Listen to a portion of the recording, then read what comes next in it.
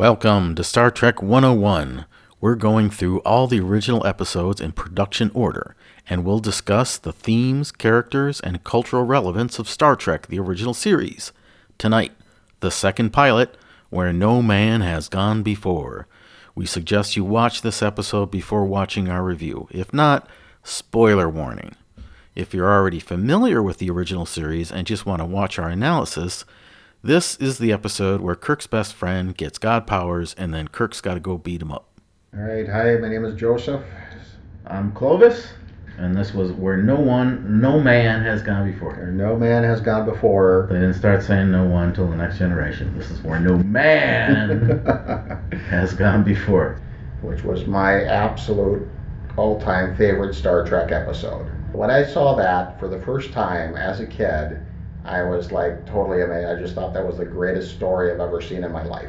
I thought that was the coolest thing ever. That was just a cool story. Anyway. But the interesting thing about this episode, and one of my beefs, it should have been aired first. It should have been the series premiere of Star Trek. Yeah. Because if you watch it, you look how it sets up the characters. Kirk and Spock are playing chess.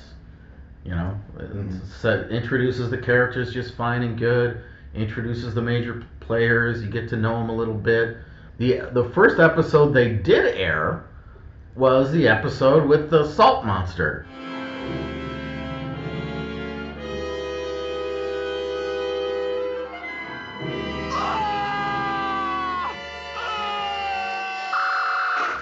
And right away, the first thing you hear about in that episode is, oh, Captain's log so-and-so, and we're going to this planet, and it's McCoy's true love, the one woman in McCoy's past, that blah, blah, blah. You don't even know who the hell McCoy is.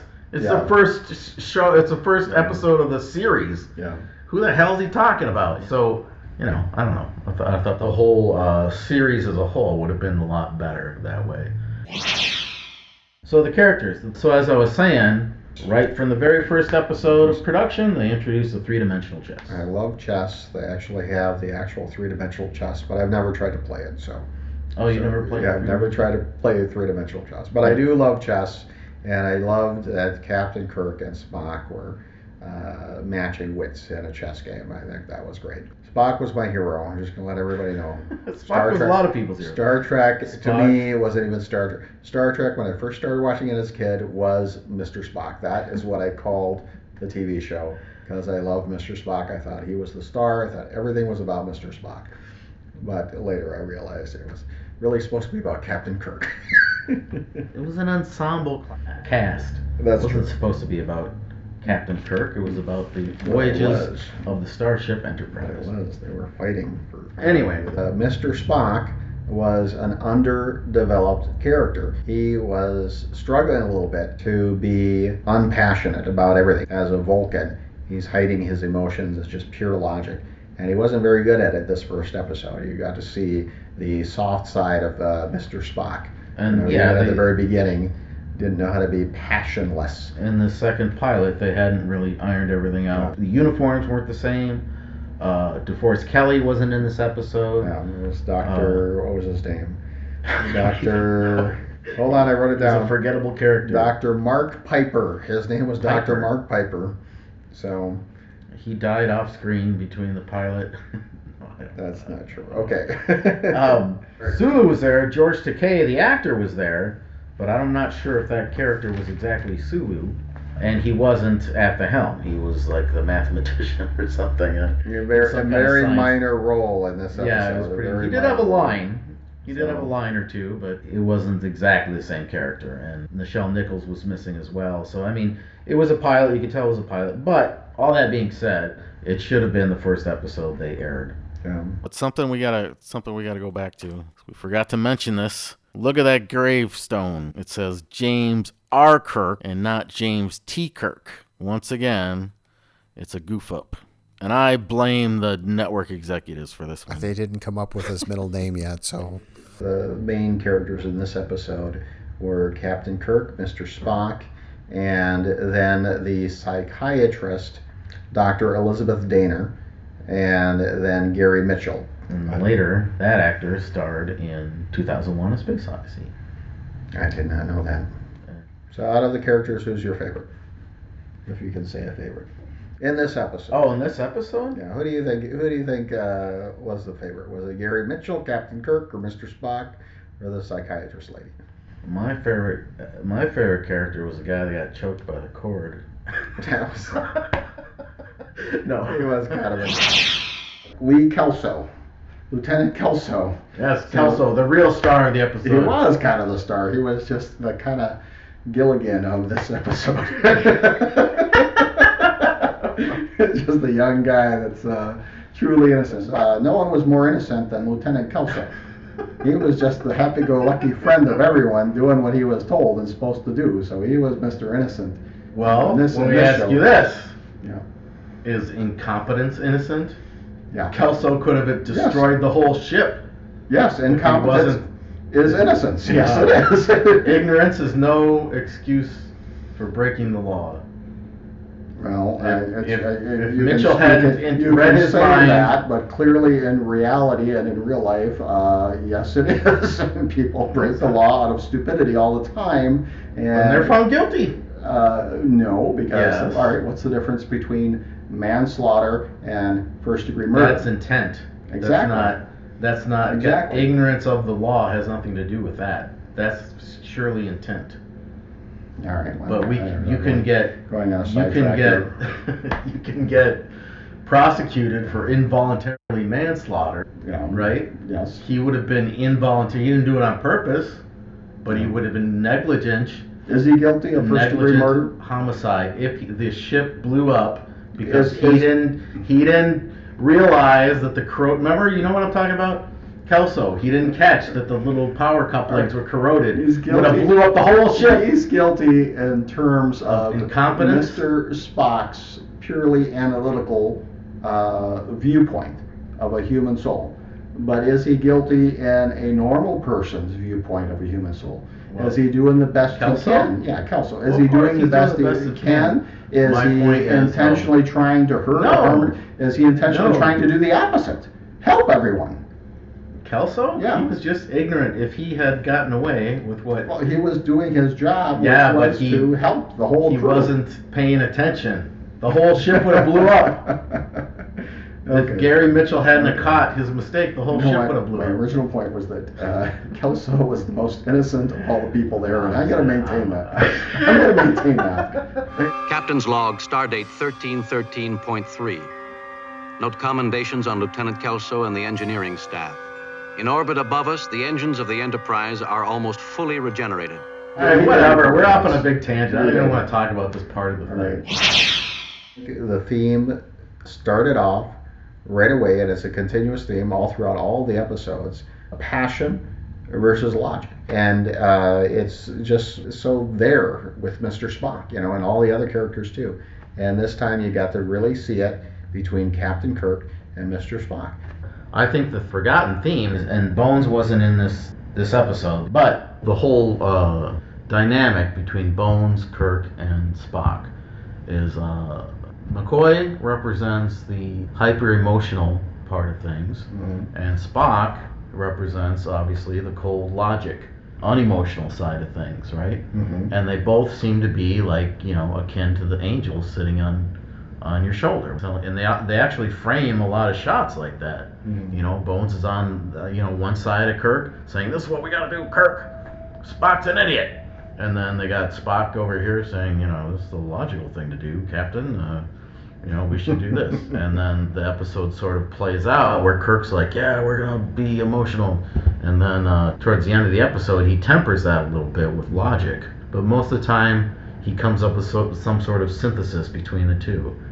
That is true. That is absolutely true. I think that's sort of the overarching theme that Roddenberry was going for, or the writers, throughout the original series. And I don't hear a lot of other Trek analysis talk about that. Yeah, the question is, was that his intent?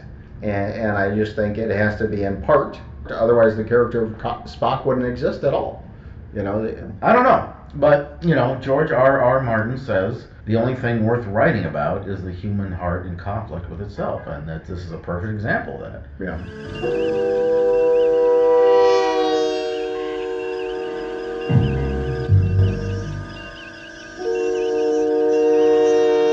main conflict, I agree. It's Story about theme. it's about two things. It's about power corrupts, absolute power corrupts absolutely, and it's about Captain Kirk trying to make a decision. How is he going to deal with one of his friends being corrupt? The best part of the whole show, was at the very end, the fight scene. Fight scene was the best in my mind because it has everything in it. It has Captain Kirk goes up beyond an invincible foe. He was so invincible, nothing Captain Kirk could do. So he's reverted to a regular human, and then all sorts of And then Kirk's got to beat the crap out of him. Exactly. Old school. He's beating the crap out of him old school, but what makes matters worse, as his normal self, he wasn't trying to kill Captain Kirk. He wasn't trying to do anything. He was just kind of, I'm back to my old self. What's going on? And all of a sudden, Captain Kirk just starts pounding on him because he has to kill him, and he only has this much time. And that struck me as a kid, too. That struck me. It's like, oh, he's his normal self now, Captain Kirk. You shouldn't start beating on him because that's not necessarily, that's now you're actually the antagonist now because he's his normal self. Now you're being the true antagonist because you're fighting an innocent person who is less powerful than you. I don't think he had his Kirk reasons. was ever meant to be the antagonist in any episode, really. I think you're giving Gary Mitchell way too much credit. I think that... I'm not going to give him credit. I'm just saying, You're overly sympathetic to Gary Mitchell. I am very sympathetic to Gary Mitchell. It was the pilot episode. He's dead. If he was supposed to be some sympathetic character, he wouldn't have died in the first episode. But that was the whole basis of the plot, was should they kill him? Does power corrupt? Should they kill him? I mean, all the plot was leading up to that question, should they kill him? And the answer was yes. The answer was yes. Because they did. But the suspense, there was suspense. At this time on television and in writing in general, there was no Breaking Bad. The protagonists of the show were not the bad guys. Yeah. Okay? That wasn't. Kirk was the good guy. It was more simplistic. His decisions aren't always right. But Gary Mitchell wasn't necessarily the bad guy. He was an evil bastard. He deserved to die. Even at the very end, Captain Kirk simply says, don't want to tarnish his record. He didn't ask for any of this. Was that true or not? Was Captain Kirk telling the truth? Or was Captain Kirk just kind of full of it? And Captain Kirk should have said, I'm glad that stupid bastard's dead. He deserved it from the very beginning. I was kidding. Look, I think there was a line in there that Spock said. It's like, this is no longer Gary Mitchell. The man you knew was Gary Mitchell. That's true. That is true. So that's more where they were going with it. That is true. And so when he loses his powers and his eyes go back to normal, then he went that's back Gary to being Mitchell. Gary Mitchell. But when he's got all that superpower, he's not Gary Mitchell anymore. Which, That's you true. know what? Maybe that's the theme. Maybe they're saying when you have power, it corrupts you and turns you into something else. Turns you into something that you're not. That you're, you wouldn't normally be. Something that you're not. Yes. So maybe, if I had absolute power, I think I would be this great guy with absolute power, but maybe the power would corrupt me. It corrupts absolutely. And that's part of the irony. Anyway, whatever. We're going to pause and go to the tape. It's time for the Kirk. What happened to the... It's time for the Kirk Fu Review.